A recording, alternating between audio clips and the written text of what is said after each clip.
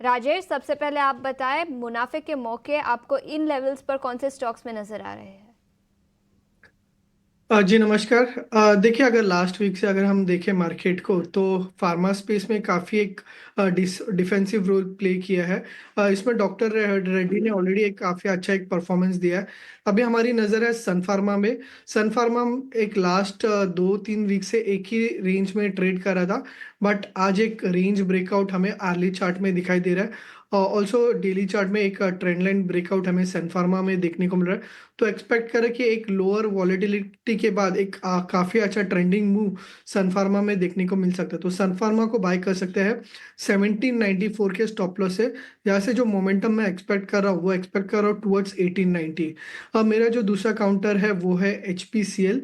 HPCL में आज अगर आप देखें तो काफी अच्छा ट्रैक्शन है, 2% के गेन्स के साथ एचपीसीएल ट्रेड कर रहा है। रिसेंट फॉल में एचपीसीएल ने कोई मेजर भागीदारी नहीं दी थी, तो एक इनर स्ट्रेंथ एचपीसीएल में देखने को मिल रहा है। अगर इसका डेली चार्ट देखते हैं तो जो रिसेंट हाइस थे वहां से अगर आप ट्रेंड लाइन ड्रॉ करें तो 2-3 बार रेजिस्टेंस लेने के बाद आज फाइनली एक ब्रेकआउट देखने को मिल रहा है। एचपीसीएल यहाँ से एक अच्छा मोमेंटम दे सकता है, तो एचपीसीएल बाय कर सकते हैं 401 के स्टॉप लॉस से। यहाँ से जो टारगेट मैं एक्सपेक्ट कर रहा हूँ वो है 435 की। ठीक है, तो सन फार्मा 1890 के लक्ष्य के लिए, और इसके साथ ही अगर हम बात करें एचपीसीएल की, तो वो आप 435 के लक्ष्य के लिए खरीदारी करके चल सकते हैं। सोनी जी बताइए, आपकी टॉप पिक कौन सी है? प्रशांत जी, यहाँ पे पहला बाय रहेगा इप्का लैब्स में। इप्का लैब में डिसेंट रोलओवर्स बन रहे हैं लॉन्ग्स की तरफ, और यहाँ पे हम देख सकते हैं कि 1550 के लेवल पे एक अच्छा सपोर्ट बना हुआ है। सो इप्का लैब करंट लेवल से आप बाय कर सकते हैं। 1560 स्टॉप लॉस लगा है यहाँ पे। पहला लक्ष्य रहेगा 1650, उसके ऊपर सस्टेन करता है तो 1670 और 1680 के लेवल्स पे यहाँ पे देख सकते हैं। रिस्क रिवॉर्ड रेशियो वाइज भी फेवरेबल है, अपने मूविंग एवरेजेस के ऊपर अच्छे से होल्ड कर रहा है, इतना चॉपी मार्केट्स में भी काफी अच्छे से होल्ड किया है।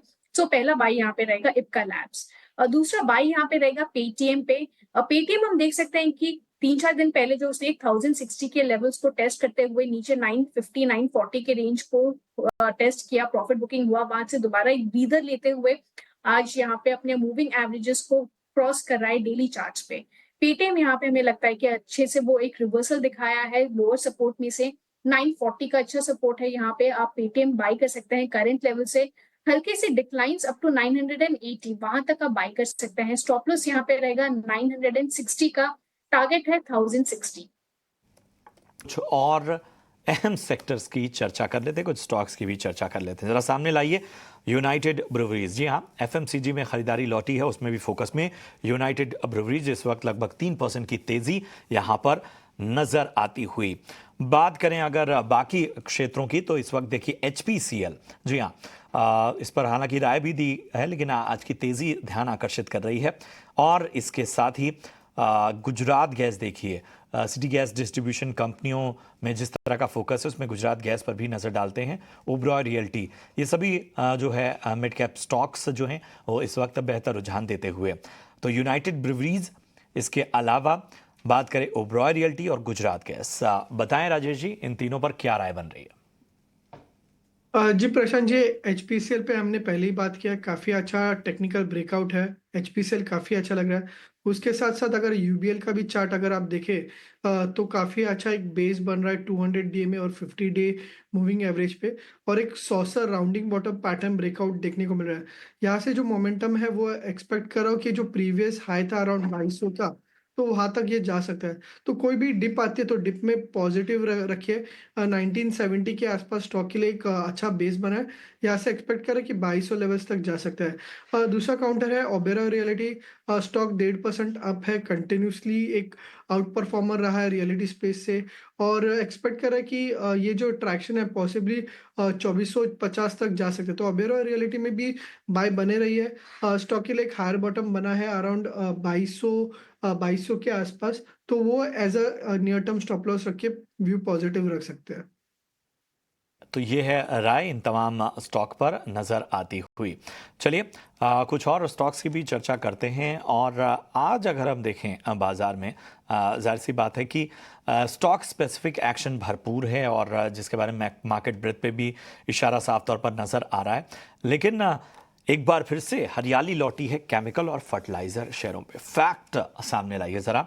और आरसीएफ फैक्ट और आरसीएफ में आज 2.5-3% तक की तेजी हम इस वक्त देख पा रहे हैं। फैक्ट देखिए लगभग 3% के आसपास यहाँ पर तेजी नजर आ रही है। यही नहीं, आरसीएफ में भी देखिए 2% से ज़्यादा की तेज़ी है। बात करें अगर बाकी केमिकल और फर्टिलाइजर स्पेस के स्टॉक्स की, तो नवीन फ्लोरीन, टाटा केमिकल्स, ये सभी जो हैं वो बेहतर रुझान देते हुए। राजेश जी, केमिकल और फर्टिलाइजर स्पेस में किस रणनीति के तहत आगे बढ़ा जाए? देखिए, केमिकल और फर्टिलाइजर डेफिनेटली काफ़ी अच्छे स्ट्रेंथ बता रहे हैं। इनफैक्ट लास्ट वीक ही इनमें काफ़ी अच्छे ब्रेकआउट्स देखने को मिल रहे थे, बट ओवरऑल मार्केट के ब्रॉडर मार्केट सेल ऑफ के साथ इनमें भी एक प्राइस डिप देखने को मिला था। फैक्ट अगर आप देखिए फैक्ट का चार्ट, तो 1080 के आसपास का एक लास्ट वीक का हाई है, बट मार्केट के साथ करेक्ट किया है। बट जैसे मार्केट में इंप्रूवमेंट दिख रही है, इस स्टॉक में काफ़ी अच्छा मोमेंटम दिखाई दे रहा है। मैं एक्सपेक्ट कर रहा हूँ वापस जो लास्ट वीक का हाई था 1080 का, वो स्टॉक जो है रिटेस्ट कर सकते हैं। आरसीएफ में भी एक ब्रेकआउट देखने को मिला था, बट डिप आया है। डिप एक अपॉर्चुनिटी है और यहाँ से मुझे दिख रहा है कि 165 के आसपास एक बेस बना है। वापस जो रिसेंट हाई था 185 190, वो हमें देखने को मिल सकता है। थर्ड जो काउंटर है वो है नवीन फ्लोरिन। नवीन फ्लोरिन थोड़ा सा एक वॉलेटाइल काउंटर है, बट ओवरऑल एक अपने सपोर्ट लेवल्स पे आ चुका है। लास्ट कुछ महीनों से अगर आप देखें तो 3250 3300 के आसपास स्टॉक जो है सपोर्ट लेता है, तो 3250 के स्टॉप लॉस से बनाया बाय कर सकते हैं। ऊपर में अगर आप देखें तो 3650 जो है नियर टर्म में इसका रेजिस्टेंस के जैसे एक्ट कर सकता है। 3650 ये इंपॉर्टेंट रेजिस्टेंस लेवल नवीन फ्लोरीन पर, लेकिन इसके अलावा गल्फ ऑयल स्टॉक पर नजर डालेंगे। 3% की तेजी के साथ कारोबार यहाँ पर, और कंपनी ने नायरा एनर्जी के साथ पार्टनरशिप की है, जहाँ पर प्रीमियम ऑटोमोटिव लुब्रिकेंट्स कंपनी तैयार करेगी, जिसके चलते स्टॉक में तेजी दिखी है। गल्फ ऑयल, इस पर एक राय ले लेंगे। राजेश, क्या राय होगी आपकी स्टॉक पर, और 3% की तेजी के बाद क्या ये तेजी बरकरार रहेगी? देखिए, ओवरऑल चार्ट तो पॉजिटिव लग रहा है। 1230 के आसपास एक रेजिस्टेंस है, वहां से ही आज मॉर्निंग से थोड़ा सा स्लिप हुआ है।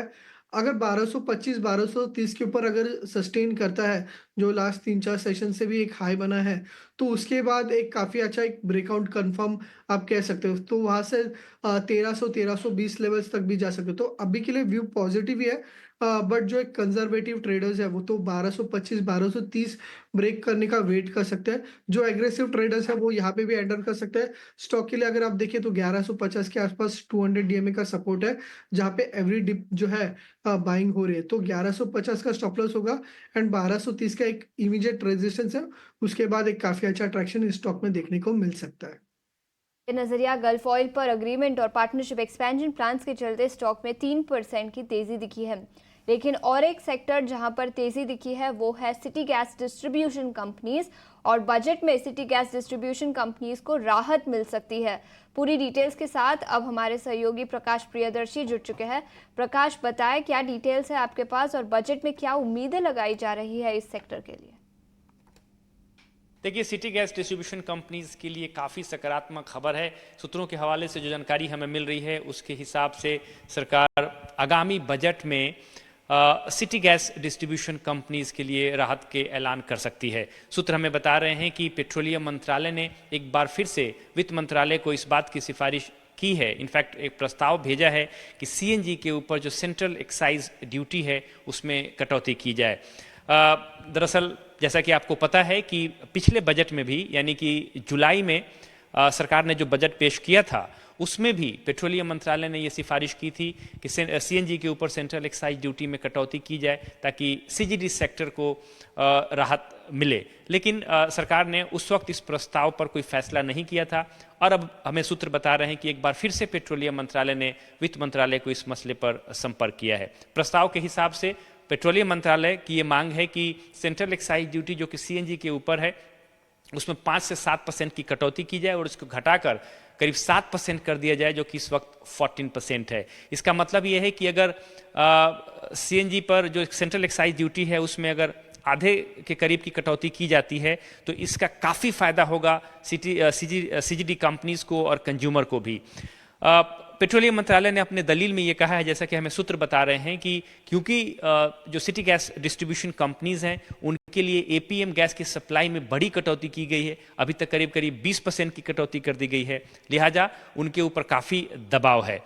साथ ही साथ कंपनीज ने भी सरकार को इस बात के लिए संपर्क किया है कि उन्हें तुरंत राहत दी जाए ताकि जो उनका मार्जिन है उसको बनाए रखने में मदद मिले।